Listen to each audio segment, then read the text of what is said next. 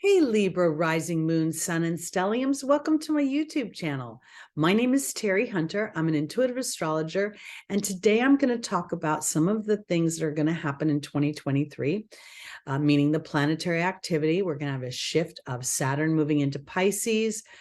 Pluto's going to dip its toe into Aquarius.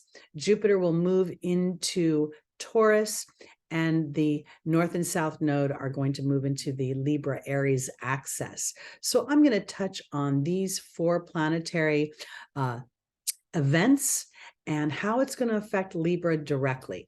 This video is based on whole sign Western astrology. So again, it's going to be based on Libra rising when I talk about what house it is. If you don't know your rising sign, you can go to any one of the free birth calculators on the internet. You just need to know your time of birth and location in order to determine where that is. So let's jump in.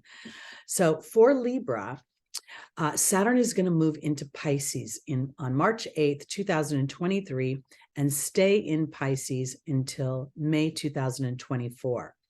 For Libra, this is the sixth house for you. The sixth house naturally represents service, work, and health, and pets. So here, what we're seeing is Saturn traditionally represents responsibility, moral obligation, history and time. It rules large corporations and institutions that have been around forever. The first thing that came into my mind was Nabisco. I don't know why. It rules our professional reputation in the public eye, how we're seen and how we're viewed. It rules boundaries, human reality, patience, and wisdom. Wisdom we garnish over time. It also rules the skeletal system, bones, teeth, and joints. So this is in your sixth house of health. So initially, being Pisces, Pisces is an energy that is very creative, imaginative, empathic, meaning it can feel all the energies around it. It is connected to our psychic energy, our intuitive energy. It's connected to poetry, dance, ballet, music, photography, filmography. It's also associated with fog and with illusion and delusion and mental health issues. It's also Pisces rules hospitals and research labs and the bedroom where we go and sleep and have literal dreams. So here, I think what's going to happen for my Libra rising is an opportunity to implement structures within your, and I want to say your body, your physical body, your mental body, your emotional body, that start to purport a more spiritual mastery of how you operate. I believe that Saturn's journey through Pisces is really, really going to actually be of a very high vibration. I think on the superficial level, it may feel like a lot of loss and restriction because Pisces can rule loss. The 12th house is where we leave the physical and go back into the collective as energy. So here, I think this is not necessarily the case, because I think that as humans have experienced the last few years, we're starting to awaken from a slumber of disempowerment. And I think that will be evidenced in Pluto's journey through Aquarius until 2044. But before I get there, I want to offer it this way, because I think what we'll see is Librans be more willing to take what I call the long road. When we deal with our bodies holistically or through herbs or through more natural resources, we don't get that quick fix. So here Saturn is really going to go back and I think illuminate for you traditional opportunities, ways of healing your mental health, your nervous system, how you're processing the information you're getting. I feel like some of the more sensitive signs, and while Libra is not necessarily considered sensitive, it is very focused on balance and peace and harmony. And here in the sixth house, for some reason, I could go to work, but right now I want to start with the health factor. I think that with all the information that's come into the media about how vulnerable we are, this could be alerting Libra in a way that feels like I'm on high alert, and I don't want to be on high alert. I want to trust the systems of my body. Now, traditionally, Saturn wants us to endure without results.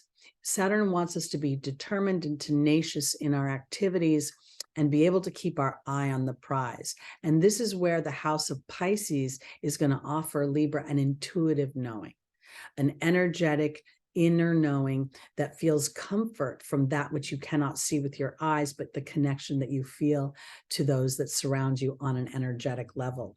And I want to offer it this way too, because I do think that for many of you, health will not be an issue at all, but rather what you do for a living, what your work environment is. And I think this is going to offer you an opportunity to bring more balance into your work environment with your willingness to not have immediate results. So we know when we endeavor on the internet, a YouTube channel, maybe a TikTok account or whatever, you build a followership, and Saturn is going to ask you to continue to build in your work environment without necessarily seeing results right away. And I think that the Pisces energy is really kind of inferring a connection to the divine laws of the universe that helps support that journey, meaning the law of attraction, the law of allowing, cause and effect, ebb and flow, that we are all one. So I think you're going to have a real opportunity over a determined, I don't know if I'm using the same adjectives over and over again, evolving. You know that they say I'm a long-term thinker. That's exactly what Saturn is going to ask you to be, both in your health, mental health, and when I'm talking about stress. I'm talking about nerves. I'm talking about hearing so much information in the media that I start feeling very unsafe, because it's at a heightened level right now, and it's a combination of the challenges in the stars and our access to information. So as Libra sort of puts a little bit of blinders on here and is willing to go the distance, if you build it, they will come. Now let's talk about Pluto moving into Aquarius from March 23rd. And I think that day or the day before, Uranus is going to station direct. But I'm not talking about Uranus today. I'm talking about Pluto dipping its toe into Aquarius from March 23rd to June 11th. And it's going to remain at the 0 degree for that period of time before it retrogrades back into Capricorn. And then it will move back into Aquarius for its final 20-year journey in early 2024. And this is in your 5th house of children, of creativity, meaning the things I create. The 5th house naturally rules the performer. I think some of the key words for the 5th house is the performer, the clown, the child.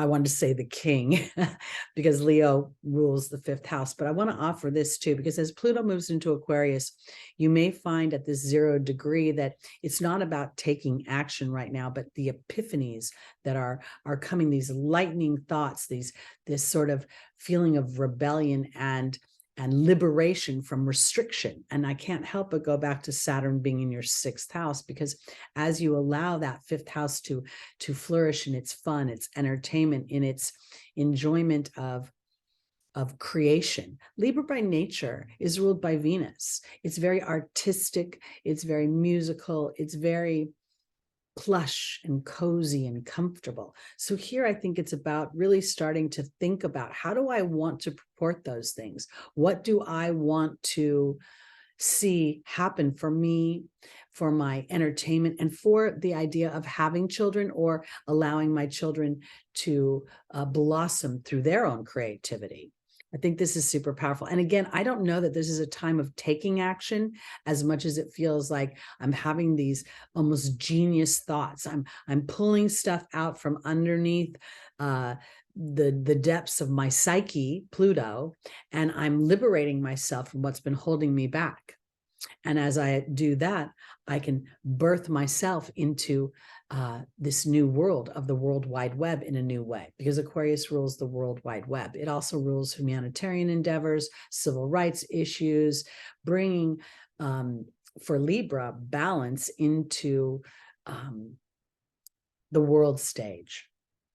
I want to go back real quickly. I forgot to say something about Saturn in Pisces, because Saturn in Pisces is on a I want to say more mundane level, although what I'm going to say doesn't feel mundane. But in the outer world, I believe what we're going to see with Saturn in Pisces is structures built out into the oceans, both for research to discover what is hidden underneath the oceans. It is said that we know more about the planet Mars than we do about our own oceans, and they cover most of the planet. And I also think that what we're going to see is the discovery of ancient civilizations, potentially that confirm alien life, extraterrestrial life here on the planet, or has been here and traveled beyond. And I think we're going to see a colonization of the oceans in some ways.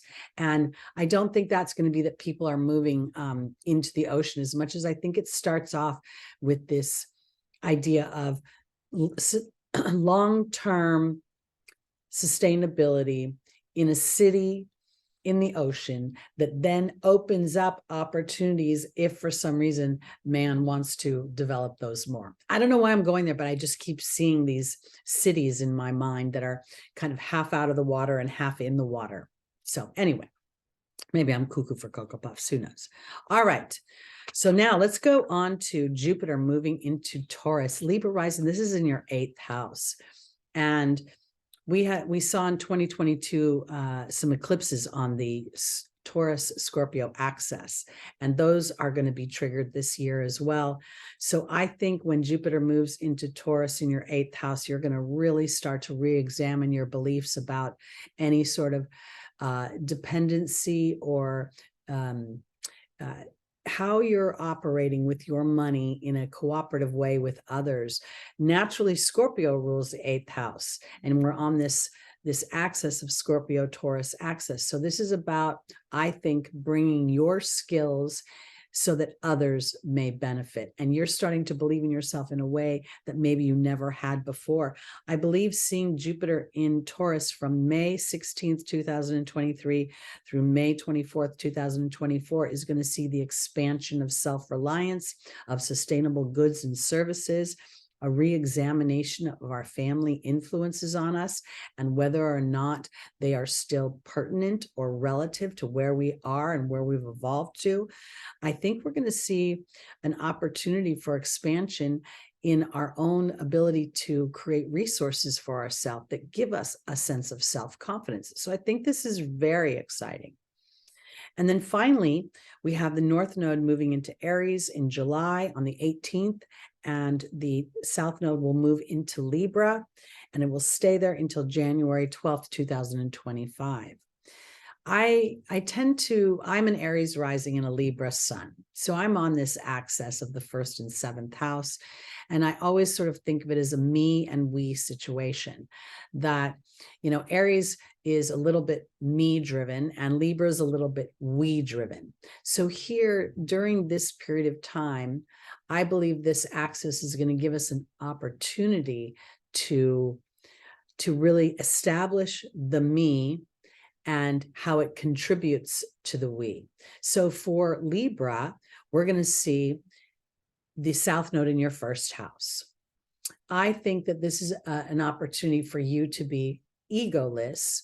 And when I say that, it's about edging God out. So I don't want to edge God out, as there's the potential that it appears that I've experienced some kind of loss or something might have moved away. But inadvertently, as we saw Jupiter move into your 8th house of other people's money, what we may see is you have an opportunity to assert yourself out into the world where you're used to asserting yourself in a position of partnership. So I think there's going to be an opportunity for you, rather than focusing in on the partnership, focusing in on the marriage, focusing outside of yourself, the focus of inside of yourself that appears to be a little uncomfortable is actually going to help your partnership house. The 7th house is where the North Node will be in Aries, to be able to have a balance of the me and the we.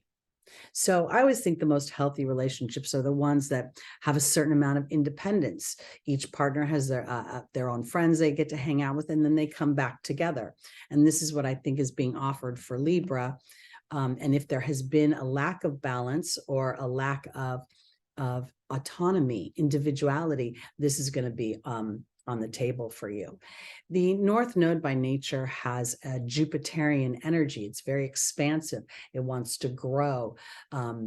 Some people think it's a little ravenous and out of control.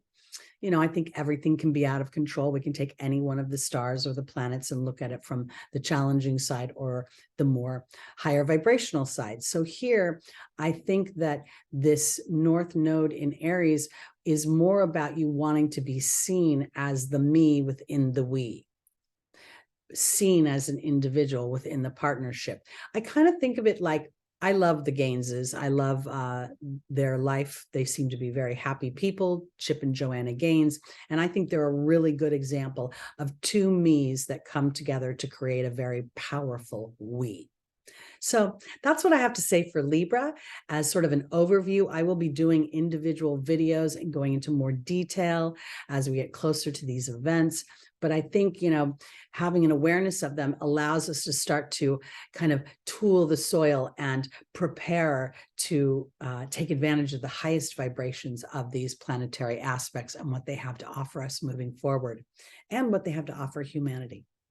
So that's it for me today. I hope you will like, subscribe, hit that notification bell, comment. I love to hear your comments.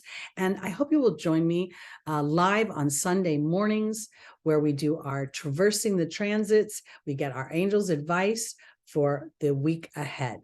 I call them the angel scopes, and it's 11 a.m. Pacific time. Sorry, I'm a little choppy. I'm still working through my South Node, going over my natal Mercury. So that's fun. All right, we'll see you next time, Libra. Have a wonderful 2023. Peace out.